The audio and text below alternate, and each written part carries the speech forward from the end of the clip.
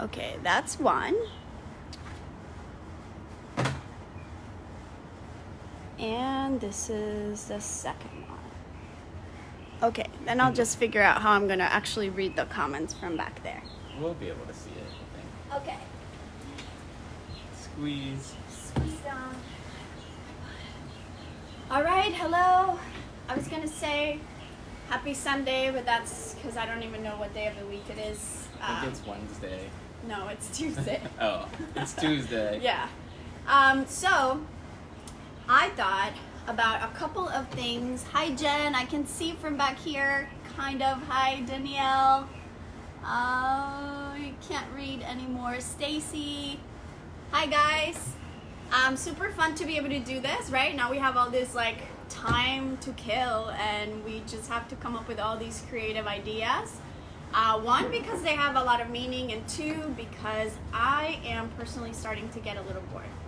So I thought that I would share with you guys this really cool project and process, really, that has been just fun for me, and it has been really inspiring, because if you followed me for a while, you know that I had this identity of being really bad about keeping plants alive, except that's my old identity. My new identity actually knows how to keep them alive, because Russell here has been amazing at teaching me how to do it, how to keep them alive, how to actually enjoy the process and feel like I know what I'm doing. So two things that I want to share with you is that today he's going to guide us through the basics of gardening and planting seeds, the things that we need, how to do it, what to look out for, and that sort of a thing. And then later on, maybe towards the end of the video, or I'm actually thinking maybe even tonight, I'm going to share with you specific ways on how to decorate with these plants inside of your home, and then also how to create new intentions with these plants that you're planting, these seeds that you're planting. Especially for tonight, I was thinking about this on our way here. Forgot my cards, I'll get them later. Because it's a new moon today, and that being said, it's a wonderful time to literally plant your seeds, but also literally plant intentions of going within yourself and coming up with these versions of you that are new. What are your creative goals? What are your relationship goals? It's a really good opportunity, not just because of us being home and having to, by obligation, go within more, but because the new moon brings the opportunity for that. Planting new seeds to grow and see how they blossom and take care of them and nurture them. And so I actually have been loving in the last few months doing that on each new moon. And even if it's not a new moon, but anytime I have this vision of something I want for my life, something with my children or anything about my business, doing that in planting these seeds, planting a flower, planting a plant of any sort, and watching them grow is a beautiful reminder of how spending your energy and your time and your nurturing towards that grows and blossoms, and it's super beautiful.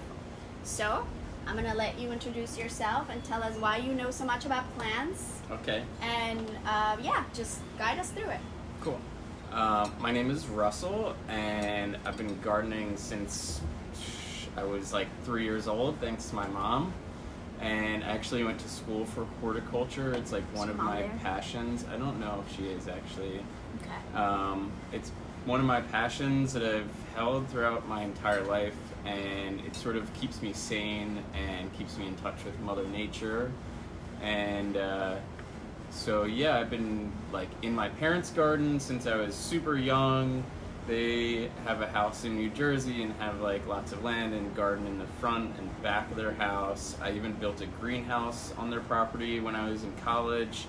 And I went to school for horticulture, and it's something that I've like always had around me.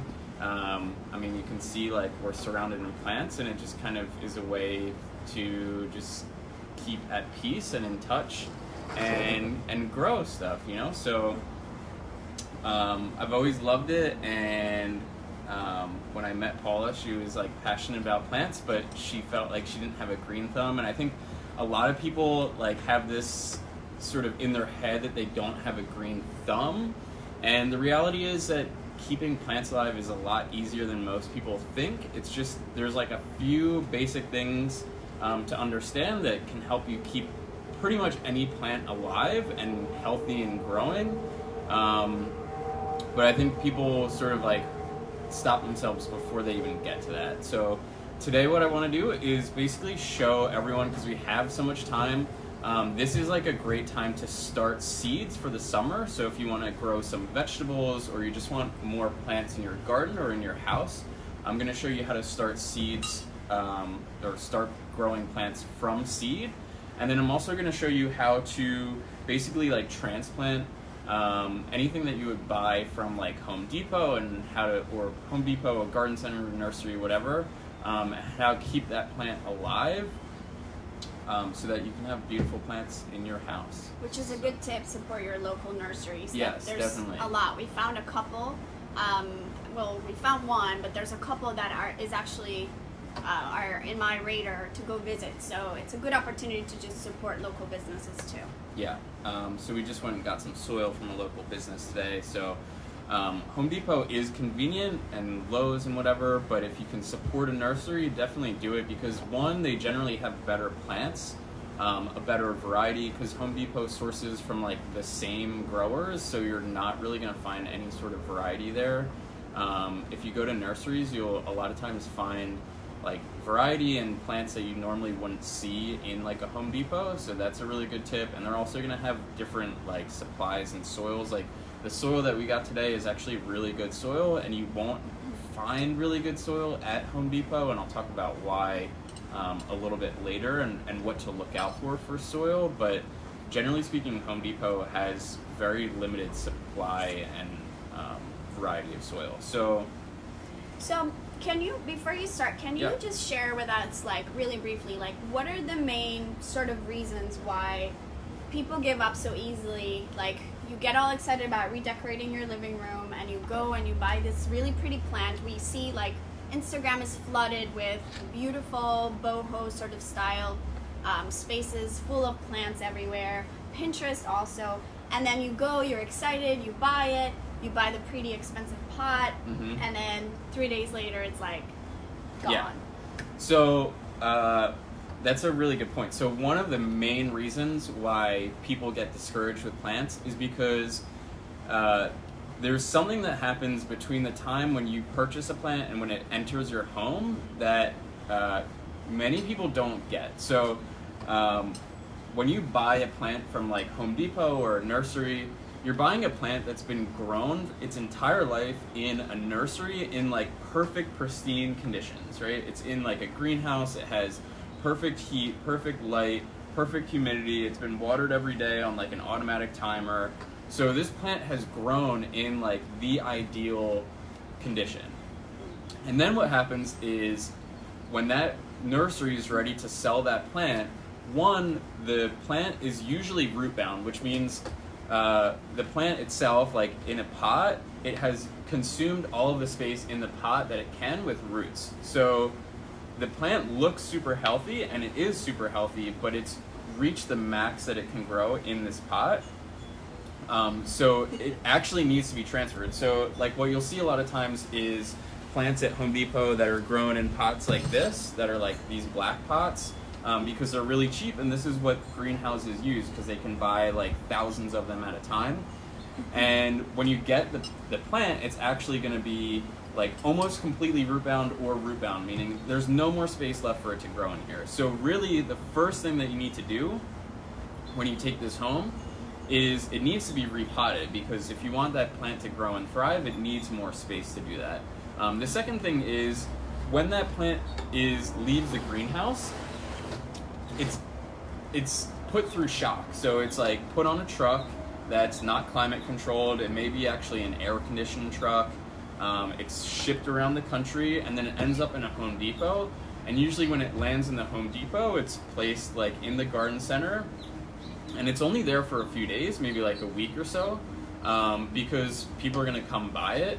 So the garden center employees, they do their best to water it, but they may not always water it. So now what's happening is it's going from this perfect condition to very quickly going to conditions where it's struggling. In other words, like, it's not getting the right amount of water.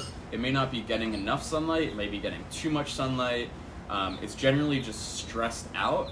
Plants actually get very stressed out, and that's how you start to see like leaves die and the plant stop growing and so forth.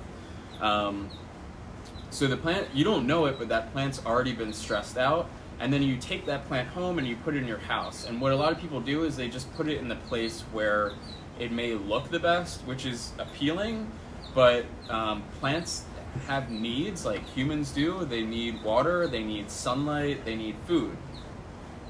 So if you put a plant in a dark corner and it doesn't get sunlight, it's not going to grow.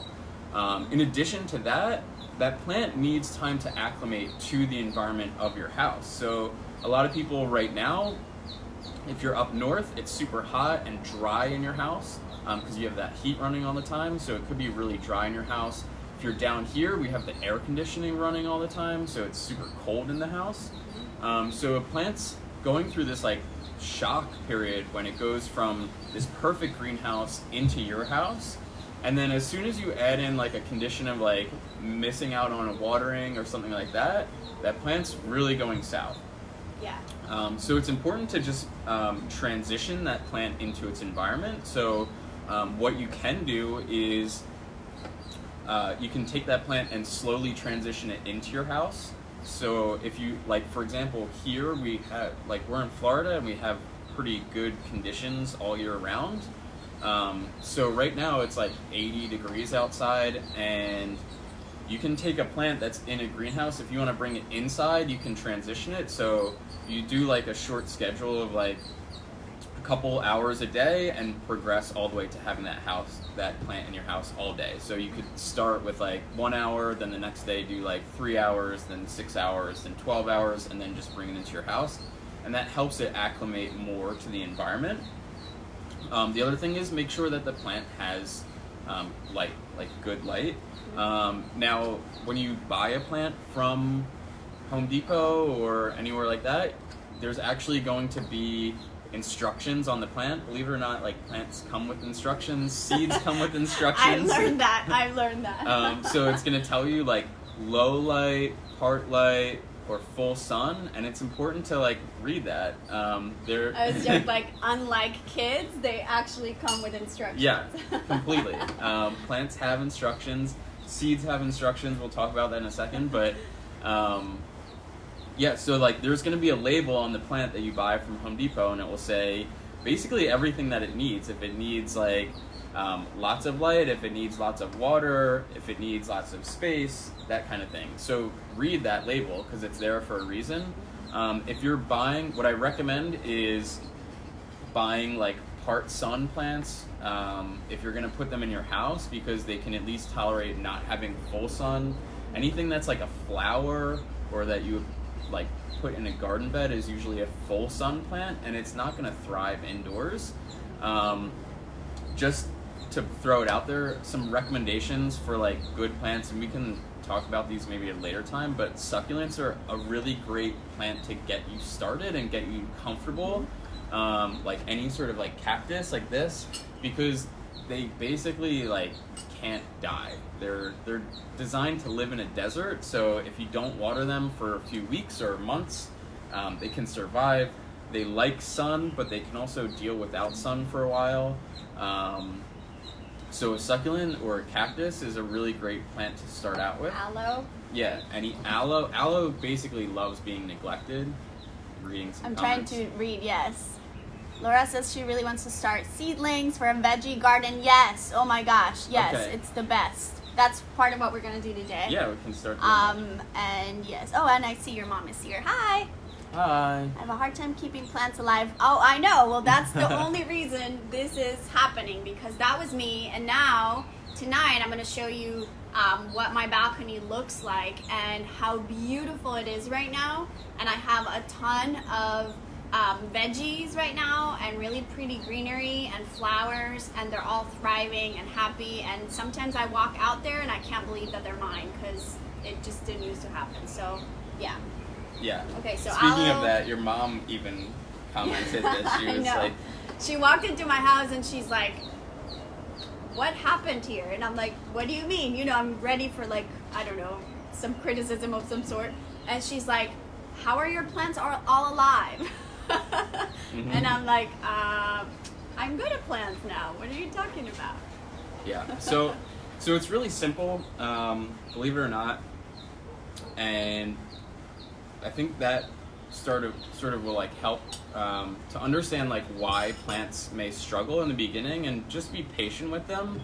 One of the other like big points I think is understanding like watering. I think a lot of times people either underwater or overwater, and those are like two things that can really kill plants. And there's a really simple way to fix all of that. So when you buy a pot, or when you have a pot that you're going to plant in, it should have holes in the bottom. And you should, if you're keeping it inside, you should have some sort of dish, or the pot should have a dish built into the bottom, like this one sort of does, but the black one here actually has like a removable one. This is sort of hard, but if you see on the bottom, there's like, you may not be able to see this, but there's like a dish that's built into the bottom here, and it actually clips onto the pot. These are really good pots because it's going to allow the water to drain out of the soil, and it's going to keep some of it in there so that the plant can still suck that up. But the point is that you don't want a pot that has no hole in the bottom, because that's going to lead to overwatering. So plants, their roots actually need oxygen, and they need space in the soil to grow. So Keeping up with it. Huh? Oh, with all Yes. the... Yeah. So one of the ways to do that and make sure that you are not overwatering is to always have a hole in the bottom of the pot, because that's going to allow excess water to drain out. So you want that. You want to be able to water your plants. If you have them inside and you don't want to like get water everywhere, just take them out onto your balcony or take them outside and water them. And when you water a plant, you really want to soak the soil, but you want it to drain. So underwatering is when basically you're not putting enough water in. And when soil gets dry, like if you can see this plant, this is really dry. It's a cactus, so it will tolerate it, but this soil is super dry right now, and it becomes almost like alkaline, and it's very difficult to get water back into this soil because it's dried out so much.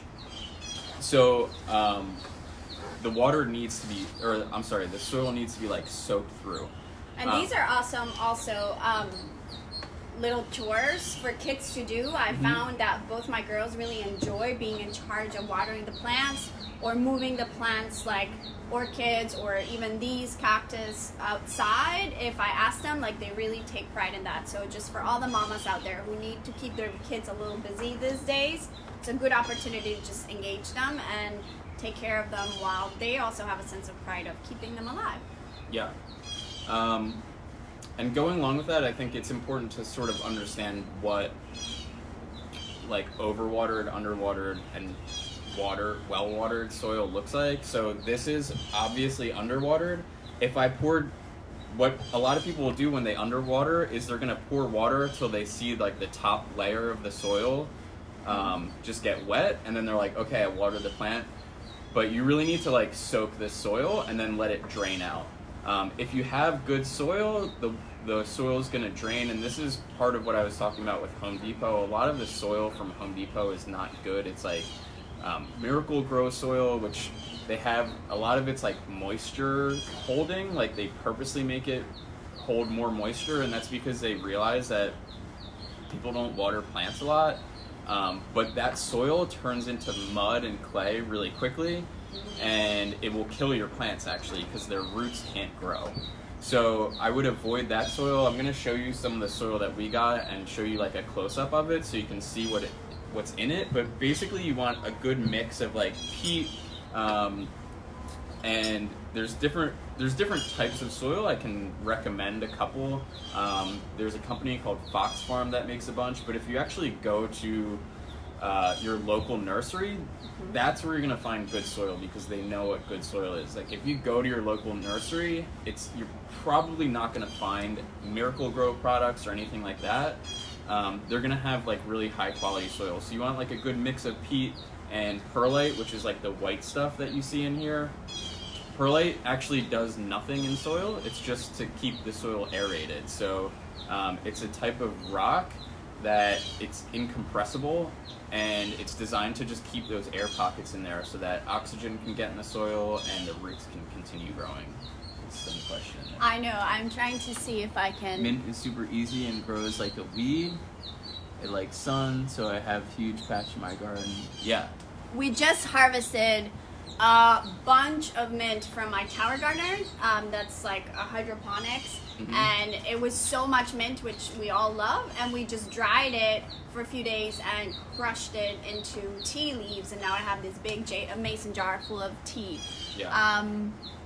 Sprinkle it in full sun area in your garden, then rake over with dirt and water. Yes. Yeah. Let me see what else is here before we start it. Mint, rosemary, oregano. Yes. What kind of herbs? I'm wondering if you meant what kind of herbs I have in my garden. Right now I have basil, dill, I had that much mint. What else do I have? Chard, spinach, lettuce, kale, lavender, morning glories, peas. That might be it. Yeah, we have a lot of different stuff. We have a lot of different stuff. So we're going to show you some of. Yeah, the one thing I would say with herbs is they're a great way to start, but they do need to be watered like daily, especially if they're in full sun. Because you can see this here probably a little bit. They're like, I didn't water them for a day and they're wilting a little bit. So, and those are tomatoes that are mostly wilted, but the rest of this was too. Any sort of herbs, they grow like crazy, but they need a lot of water, so they basically can't be overwatered, especially if they're in full sun. So just make sure that those you're not going to neglect, because they will die really quick. So can you just go real quick again with the recommendations for indoor plants? Because I'm going to show them some of those tonight when I show you how to decorate with them. So yeah. There's a bunch of different ones. What typically good indoor plants would be like tropical plants, or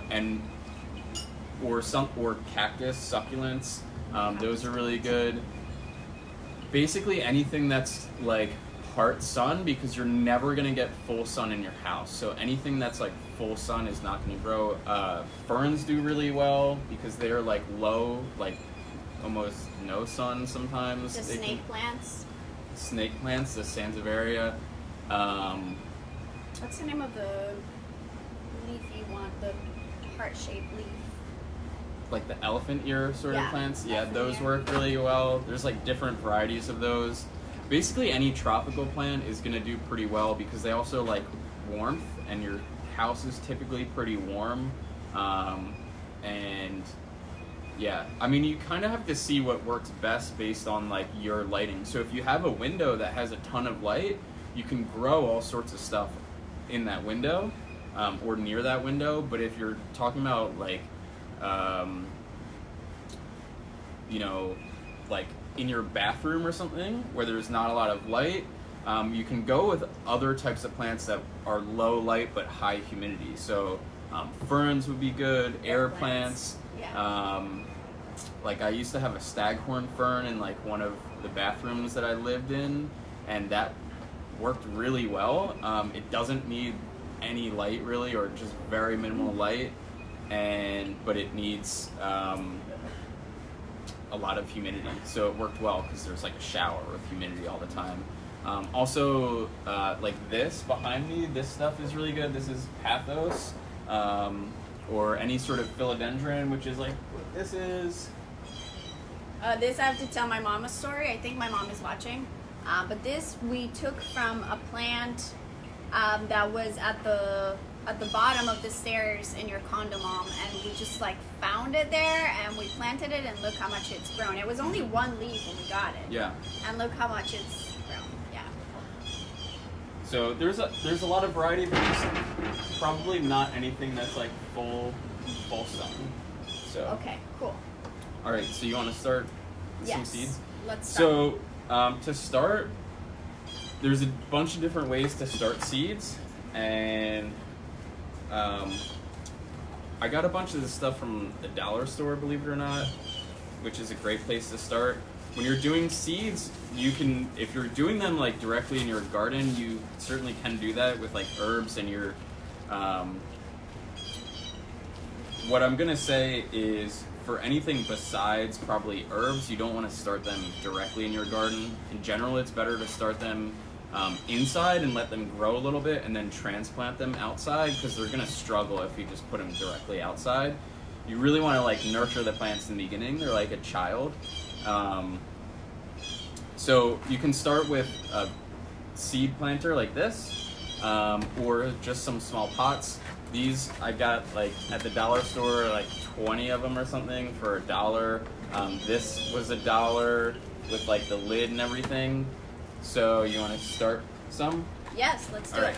So the first thing you want to do is get seeds, and you can also get these at the dollar store. And on the back of the seed is going to be all the information you need. It's like your instruction manual. So And if you're like me, you want to find non-GMO seeds. If that Yes. matters to you, you can do some more research on that. But that's definitely important to me.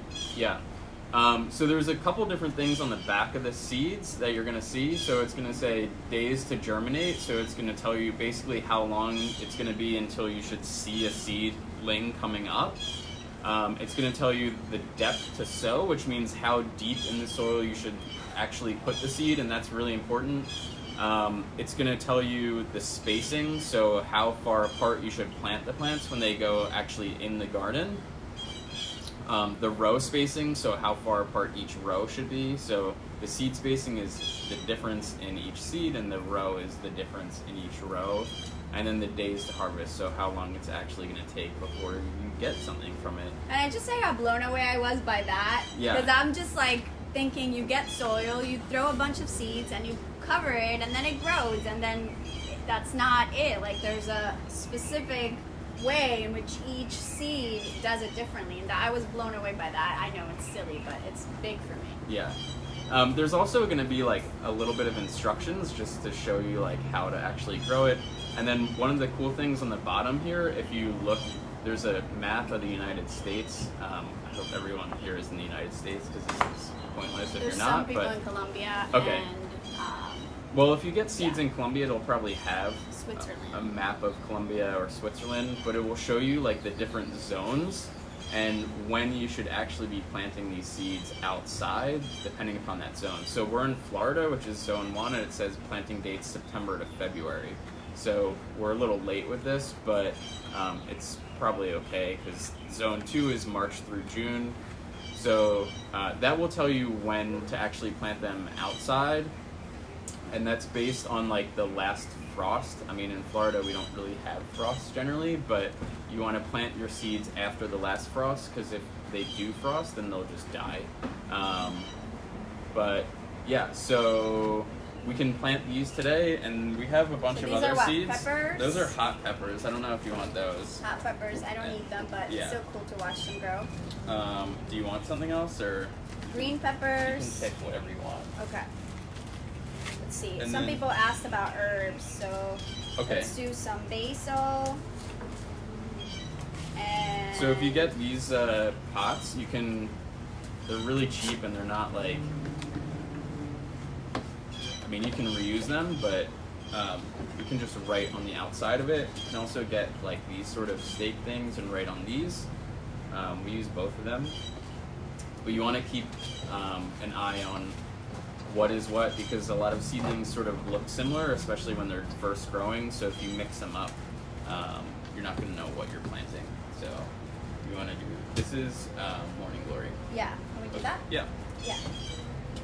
So you grab some soil for us. Okay. So some of you asked about herbs, so we're gonna do. We're gonna plant some basil, some cilantro, and morning glories, and that's what we're gonna just start here from the seeds to show you how to actually plant them, which again, if you decide that you have some seeds today that maybe you purchased before and you just are ready to do it after watching this and you have the supplies, a great way to do it is to literally plant an intention with the seed. So, you know, take the time to just connect with yourself. If you know that that's part of what my work is about, is aligning your exterior with your interior and being really mindful about what you're doing. It's not just about all the benefits that gardening has, which there's science that backs that up in terms of stress levels and all of that, but taking advantage of the new moon, taking advantage of that time we have now to connect deeper. Take the time to just think of something you want to plant in your life and allow it to blossom and to grow. So just an extra mindfulness tip here while you're planting these seeds. Cool. Since I got some soil, I just want to show you guys a little bit of what like good soil looks like. So it should be very loose. It shouldn't be like a big ball, and you should be able to kind of like work it in your hands. And it should feel like you should be able to, it should drain a lot, like not like mud. There's a lot of peat usually in good soil, and you can see the perlite in there too, like the little white specks. So that's what it should feel like. It's sort of hard to explain without really seeing it up close, but yeah. This is also something that shocked me too about when you buy store-bought plants and then you bring them home and you're freaking out because it's like, why is it not surviving? And then you showed me how they come in like this sort of mulch, really dry, airy soil type of thing, but it's not really soil. So that was just a good thing. Yeah, so a lot of times when you buy plants from like Home Depot, I don't think so. I mean, that one next to you is not really a good example, but when you buy plants from like Home Depot, they usually come in almost like a mulch. Yeah, it contains like a lot of wood chips like this. Yeah, wood chips. Yeah. And the reason they do that is because they have their plants usually growing outside or in a greenhouse, and they're on like automatic sprinklers. The soil's cheap and it drains really quick. So they are trying to avoid their plants getting overwatered because that will kill your plants. And so they put them in almost like this mulch. And if you notice here, there's like no wood chips. It's all like peat and good soil and perlite. And so when you get this home, you're gonna like put it somewhere, and this doesn't retain any water. Like if you pour water on a wood chip, it doesn't hold water. Good peat soil will hold water, and you want that because you don't want to have to water your plants like every day, multiple times a day, because that's what they're actually doing at the greenhouse. They're trying to feed it like as often as possible and force it to grow really fast. So they don't want, excess nutrients and like sticking in the plant and the water sort of just getting stuck in the soil and killing the plant. So that's another reason you want to like transplant. So anyway, so if you have one of these, you're just basically going to fill it to the top of the soil. So if you want to go with that.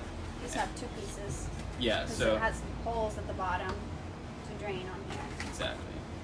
So for now, when you get your soil and you're planting your seeds to start them, you're not going to actually water the soil yet. You want it to be sort of dry because we're going to plant in the dry soil and then water the seeds in.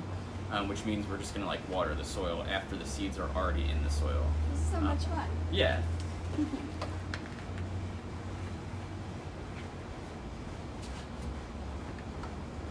Okay. Do you guys have any questions about anything so far? I'll go through them as you do that. Okay, so you can see it's like basically to the top here. And then at this point you're going to, actually I'll show you this too. If you're going to do it in these, same thing. You don't really want to like compact the soil either. You just want it to be like loosely filling the top. I don't think I can reach. Oh, there you go. Thank you. Mm-hmm. Awesome discussion. Thank you. So we saw this already. Some people from Canada. Cilantro's so hard. Oh my gosh, I know. No, it's not. It's growing Well, right here. he's gonna tell us all about it. Let me see here on Instagram who's asking anything. Ficus. Ficus. Yeah, that's a Ficus. good indoor plant. Okay. All right. Awesome. Okay, so you have these and this. You're basically going to fill them to the top because what's going to happen is when we water these, the water is going to like compress the soil a little bit, so you can fill them basically to the top. And then you're going to look at your seeds, so whichever ones we chose. Cilantro, basil, and morning glories. Okay, we'll do a couple cilantro in these.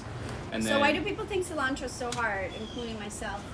probably because it's an herb, and like I was saying before, like it'll dry out really easy.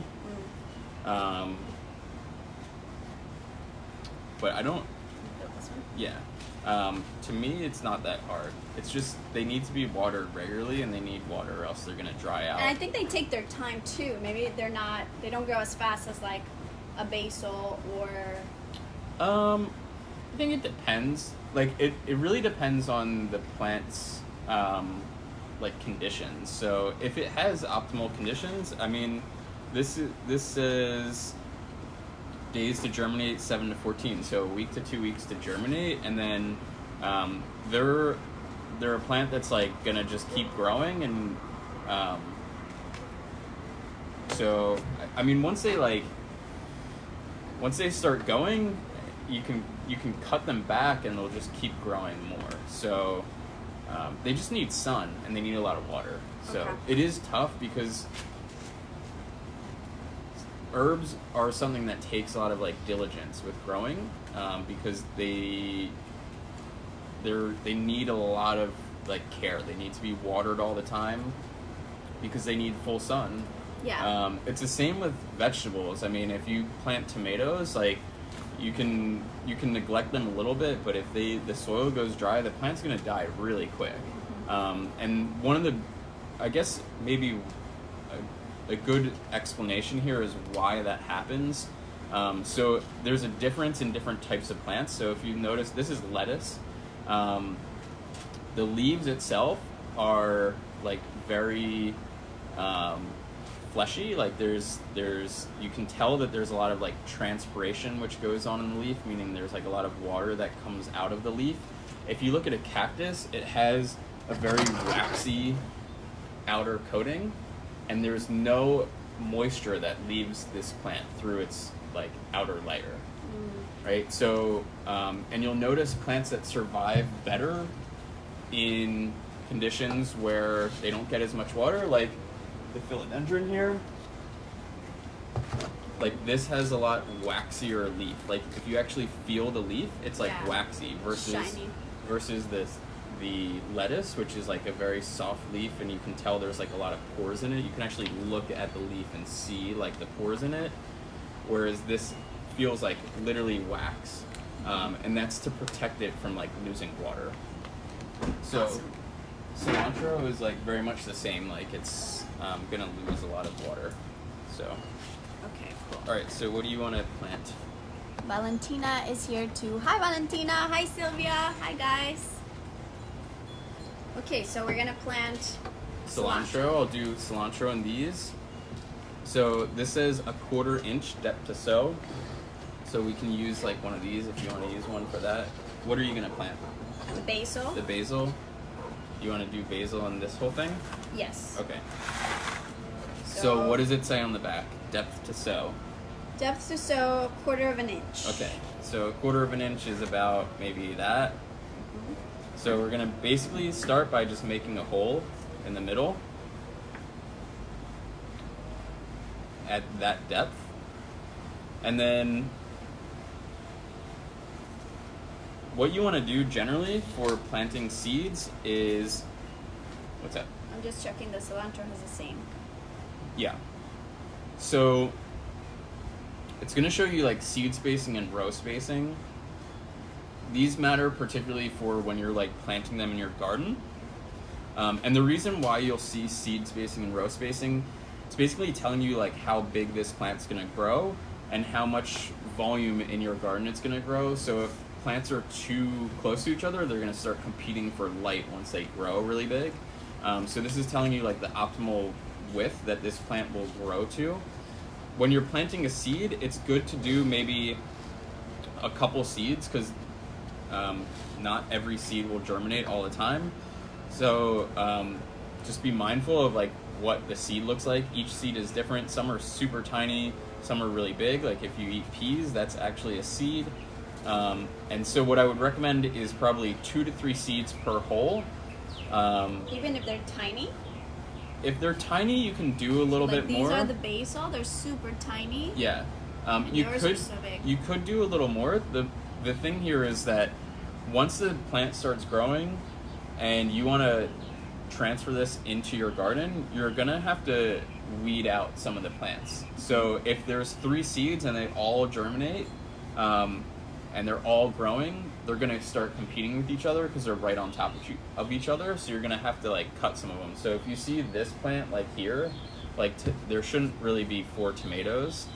These I started like a while ago, and these are 4 different seeds. When I go to plant this, I'm gonna cut probably 2 or 3 of these away and just keep the one that's growing the best, and allow that one to thrive. If you want, you can like pick these apart and separate them, but it's sort of difficult to do.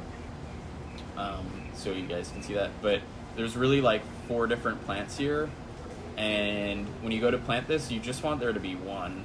Otherwise, it's going to compete a lot with each other, and I know Matt knows that because he's gotten on my case about that. So yeah, just go ahead and put like 2 to 3 in there. If you want to do a little more with the small ones, you can do that.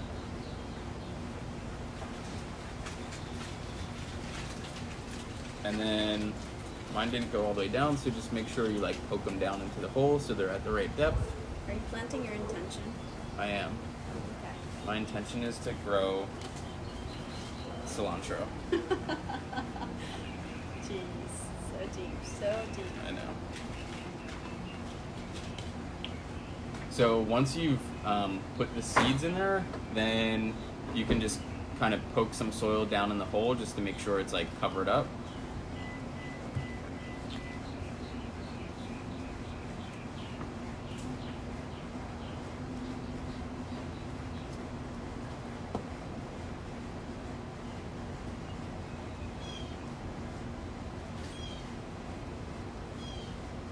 This is so relaxing. Mm-hmm. It's nice out today. Okay. All right, so we covered them up, and then at this point you'd want to water them in, and in the interest of not soaking this table right now, I think we can wait Okay. till later, but when you water them in, basically you just want to soak the soil all the way through and let it drain. So if you're using one of these, there's a tray on the bottom that's going to catch water. When you water this in and you soak it, you want this like out of here so that it can drain fully, and then put it back in here. And then, because you don't want this filled with water. If this fills, you can have a little bit on the bottom, but if this gets like above probably this point right here, your seedlings will die, because they will be overwatered. Yeah. Would you say that it's very common that people at this stage more than ever underwater the soil? Because I feel like that was part of what I used to do when I would plant them, is I would just like Yeah. put some water in it. I didn't want it to like drown in water, so the whole like depth of the container wasn't soaked. Yeah, definitely. And that's why whenever you actually plant anything, you want there to be holes in the bottom, because you want to be always able to soak the soil through. Because what happens is, like, when you see the top layer is wet, everything below it is not wet. So you're seeing like this much wet, and you think that's probably soaking everything, but the seed is like down here now, and it's getting none of that water. And the water is not going to go down further. It's going to evaporate out. So this seed is never going to get water unless it's soaked all the way through. It just needs to be able to drain. It needs to be able to drain, because you don't want water sitting in there, Yeah. because that will also kill it. Okay. So- Gotcha. Yeah, Okay. Awesome. Is that a question? Comment? It looks long. so much. Thank you so much for this. What about this You're one welcome. down here? Oh. To water the seedling. Also, you like on a deep, serious note, like I don't know, back to growing your own food is so important. Like, do we even know how to do that if we needed to? Like, this is gonna take me to another route, and I'm gonna contain myself. But grow your own food is a good thing to do. Yeah. Matt made a good point here. So, Matt is my friend who gardens a lot. So, when you plant seeds, or even sometimes when you're like trying to water, it's a loud thing. When you're trying to water like delicate plants, so something, I don't know, like the lettuce or something where the leaves might get soaked, sometimes it can be really difficult to water. I get my cards. Okay. Sometimes it can be really difficult to water with like a watering can because it'll like flood the plant, or it's very hard to control. So what he was saying is he'll take a water bottle and poke like a dozen holes in the lid, and then use that to like water the plants, which is a really good point, and I've done that before. I've also used like a spray bottle. It's not what I'm currently using this for, but you can use a spray bottle. You just want to, again, make sure that you get enough water in there, but with this you can be a little bit more precise with it. So yeah, definitely like, experiment with different things, because you're gonna notice. It really depends on like the watering can that you have. I have like a giant one, but there's other ones that are smaller, which you might be able to use more precisely. But if you have issues with that, with like over flooding the soil, I also like with these ones, I'll put them right in the sink. I have like a little spray head, and I'll just put it like really like soft and spray just this until it soaks, and then I'll take this out of it and let it drain in the sink, and then I'll put it in here and bring it outside. So that's a really easy way to do that. Okay, awesome. Okay, so What else? are we good with that? Yeah. Do you guys want to see any more planting of seeds or anything? I was gonna say two things. Mm-hmm. If you guys have any questions in the meantime, feel free to type them up. Maybe you can keep I think up my with mom them. texted something to you, but Okay. Maybe you can go through that. it's while I on your just- phone. Oh, Texted here? somewhere, yeah. Oh, okay. That's going to be hard to read right now, but Yeah. I'll check it later. Tabitha says she just got some organic potting soil from Amazon, Mm-hmm. and she's using egg cartons to sprout. Yeah, Awesome. egg cartons work really well too. That's a great idea. Okay, awesome. So what I'm gonna say as we wrap it up is that, so tonight, stay tuned. Tonight I'm gonna share with you some of the sort of decorating tips on how to bring them inside of your home. I talked about this in terms of also engaging your senses and bringing nature in. So how do you decorate your house with the plants, with the flowers? What kinds of pots to use, what kinds of baskets, where to put them. I might share a little bit of my ritual and how I take them out and how often I've been doing that. And it's not as overwhelming as it sounds. It's, a commitment, obviously, but it really has changed the way I design, and it's changed the way I live. To go from like using faux flowers to using real flowers is really beautiful. Is there anything else you want to say? No, I mean, I guess when you're done with these, obviously, like, put them somewhere where they're going to get sunlight. They don't need it the first few days, but once they germinate, then they're going to start using the sun to grow more. And then when you see that these become fairly root bound or get like larger, then you can transplant them into larger pots. And That's your mom texting, but I can't read them. yeah, I don't know. Yeah. So yeah, you're gonna want to transfer these into like larger pots, all the way up to where they're gonna be finally. So if you're doing it in like a pot like this, you don't want to probably take this and go right into this. You'd want to transplant into something a little bit larger and then into this, because one of the other things that I think a lot of people have issues with is that they plant a plant in too much soil, and that soil will hold too much moisture, and that can actually kill the plant also. So make that transition like easy for the plant. So something small to medium and then to large, or right outside into your garden. And when you do put these in your garden, if you're doing them in like a garden bed, make sure that you put like fresh new soil in there each year on the like topsoil, because the soil that you've had in there over winter, all of the nutrients have leached out of that soil because it's had rain and snow and everything go through there. So you want that top, literally they call it topsoil because it's that top layer of soil. It's really going to allow the plants to establish themselves because it's going to hold more nutrients, more water, and let them sort of grow into that soil. And then, you know, at this stage, you don't really want to add any sort of fertilizer or any food for the plant. There's enough in the soil, and if you do it when they're small, you can actually burn the plants or like give them over nutrients. Yeah. So you want to wait till they're more established and they need nutrients, and then I mean, this is getting into like, I guess, deeper gardening stuff, but you want different nutrient mixes for when the plant is actually growing versus when it's flowering or fruiting. So when it's growing and putting on like leaf material, you want more nitrogen-rich nutrients. So you'll see on nutrients, there's usually 3 numbers. It's N, P, and K. So it's nitrogen, phosphorus, and potassium. When you're growing like green material, like lettuce, or when you're growing a tomato to make the plant bigger, you want nitrogen-rich soils. And then when they're actually fruiting, you want more potassium and phosphorus soils.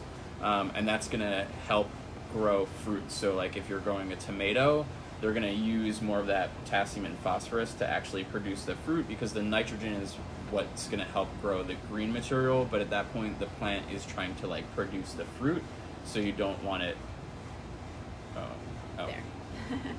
You don't want it to be focused so much on the growing like leaves and so forth. So Okay. yeah. One last thing that just came through my head before we wrap it up again is I see a lot in like the design magazines and like a lot of the Pinterest images that my clients send me when they're looking for inspiration for their homes. I see a lot of like the herbs on the kitchen counters, like this beautiful like pots with rosemary and oregano and chives and all these like really pretty terracotta pots. Oh yeah. Can you talk a little bit about that? Sure. And Because Yeah. because I love to bring like the awareness to the reality of these interiors that people have that are very staged and styled for photo, shoots, and they look amazing, and all of us get like, we're drooling over these designs and these spaces by looking at them in magazines or whatnot, but the reality of how these things actually work are very different than what, Yeah. these images make us see Yeah. So or allow us to see. yeah, definitely. So first of all, like if you're seeing somebody growing herbs like in their kitchen, it's most likely not true at all. Like it's almost 100% staged unless their kitchen is all glass windows around it, because herbs just need a lot of light. So if you're trying to do something like that, there's 2 suggestions I have. I forget the name of it now, but there's like a sort of like hydroponics thing that you can buy where you can grow herbs like in your kitchen. It has a light. Oh, I've seen it, yeah. They're fairly expensive. They're a couple $100, but they do work. If you want like herbs in your kitchen, it's not the prettiest thing to look at. You won't see it in design magazines. You won't, yeah. But if you want to grow herbs literally in your kitchen, that's the way to do it. The other way would be to grow them like off of a windowsill or something. If you I have think Matt is telling you the name. Arrow Garden, yeah, Arrow Garden. So that's a good option. The other thing is, if you have like a window in your kitchen, like where I grew up, there's like a window that like looks right off of the sink, and you could probably do like a planter like right outside the window, so you Okay. could like open the window and like cut herbs. Oh, that's cute. Yeah. Something like that. But if you're seeing something that's like an herbs in a pot in your kitchen, it's probably not true, and particularly if it's terracotta, and that's something that why you brought this up because I was shocked when I was like, what? So I know like there's a giant one behind you, but I won't make you lift that. Yeah, that's a big one. Do you see terracotta like this pot? These aren't actually terracotta. These are just plastic. Yeah, they're like plastic. But if you see terracotta pots, they're like the clay pots. They look nice for certain things. However, terracotta is clay and it's not sealed, meaning it will suck water out of the soil. So if you'll actually notice if you water a plant that's in a terracotta pot, the pot itself will change color. It will go from like a light color to a dark color. And that's because it's pulling water out of the soil into the pot. Yeah. And it will always do that, and basically what happens is anything in there will easily get underwatered or will easily dry out. And so terracotta primarily should be used for cactus or succulents. You really don't want to put any sort of like vegetables or herbs or anything like that in there, flowers, because it's going to just suck all the water out of there and it's going to evaporate really quickly. The only way that I would say you do that is if you seal it, if it is sealed or you seal it. I wouldn't recommend sealing it on your own if it's a plant that you're going to like eat. Right, the chemicals in it. Yeah. Or if it's like a secondary pot, like I have a pot that's like in a terracotta pot that just looks better. Or the last one is if you plan on watering it every single day, and you can commit to that because terracotta will dry out plants in like no time. Even like the cacti, this cacti that I have, like it's in a pot that looks like terracotta because it's like, you know, it's appealing. It's like the style. Yeah, the style. But this is a plastic pot. What? I'm just laughing. No, nothing in anyone's. Yeah, but it's plastic because I don't want the soil to like dry out super fast. Yeah, and this looks very real. Like it's crazy how real it looks. Yeah. So, and even feels like it too. Except it's not 100 pounds. Exactly. Yeah. Okay. Laura asked, have you ever started seeds in baggies? I haven't myself, and I probably wouldn't recommend it because I assume you mean like Ziploc baggies.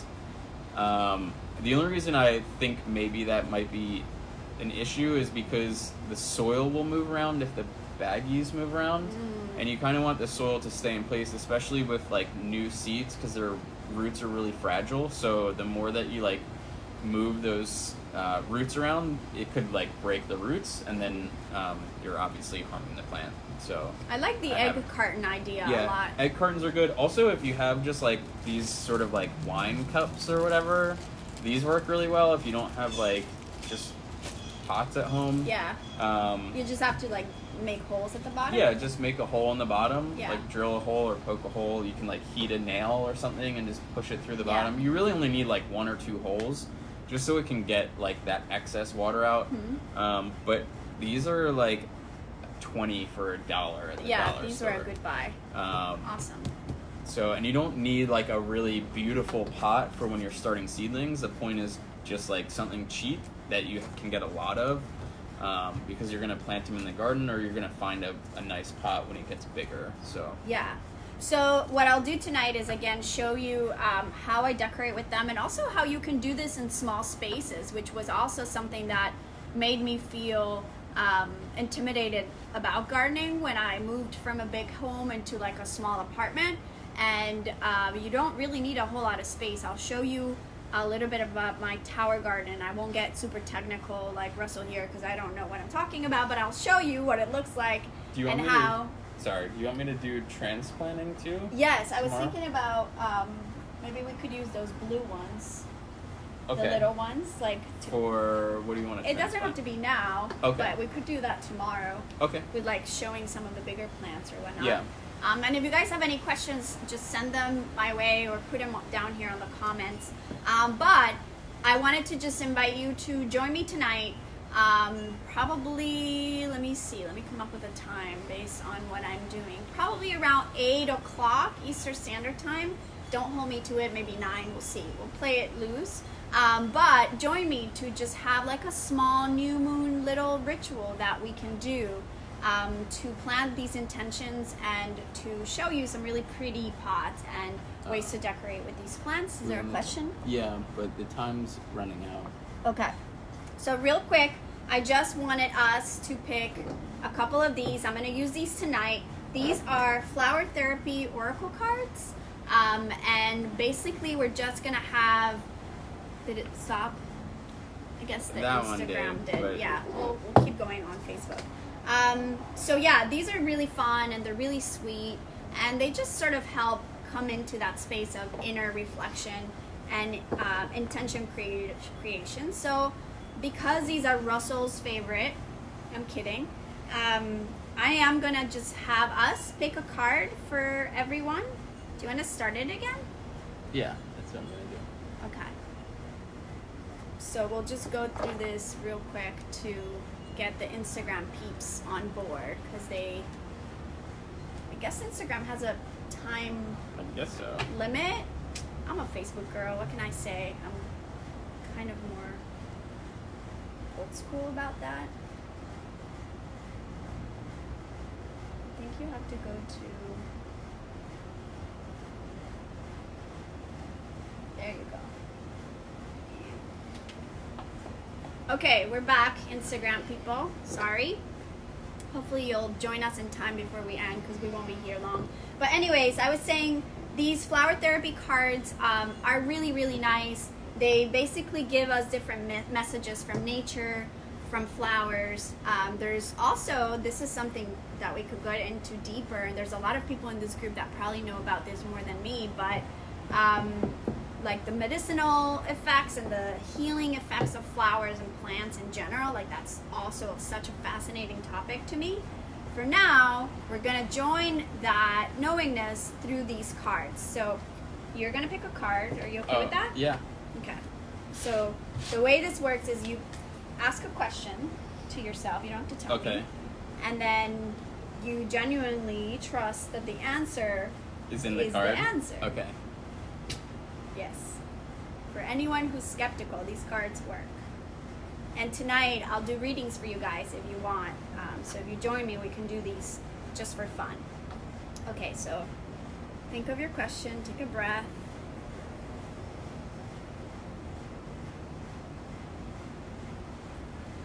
Just pick a card.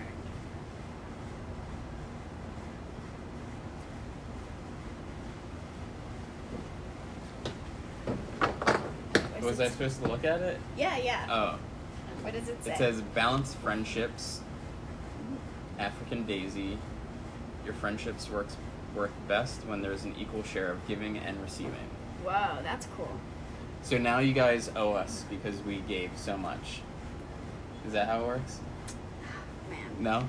No, there's no owing. It's a balance exchange. It's a giving and receiving. Okay. That's just effortless. There's no Gotcha. owing anyone.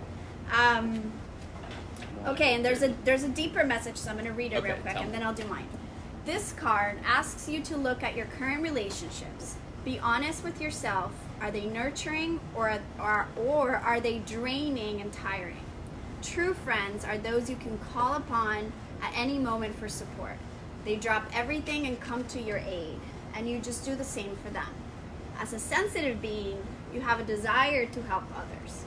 However, people may take advantage of your generous nature by asking for too much. Ensure that there is an equal give and take. An unhealthy and unbalanced friendship will only bring you exhaustion.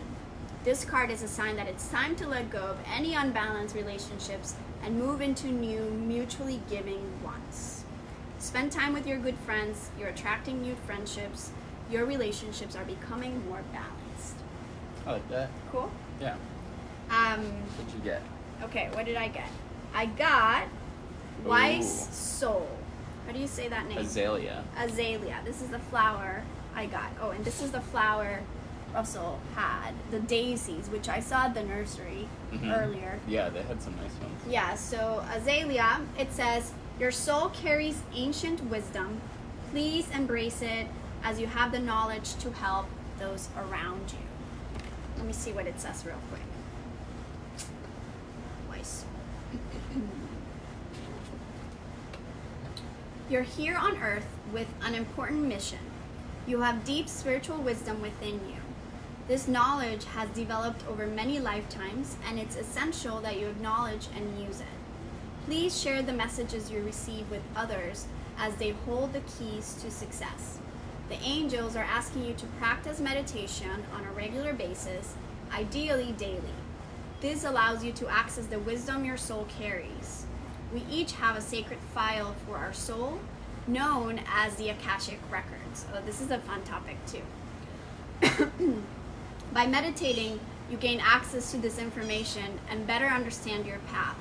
Majestic Archangel Raziel holds the key to unlocking these ancient memories, and you don't need fancy invocations to call upon him for guidance. Only pure heart is necessary. So these, I love these. These are so right to me. Does it feel right to you? Yeah. Yeah? What? Okay, tonight I'm gonna do some of these readings for you guys, so join me. I will see you around 8 p.m. And yeah, thank you for Thank you guys. joining us. Thank you.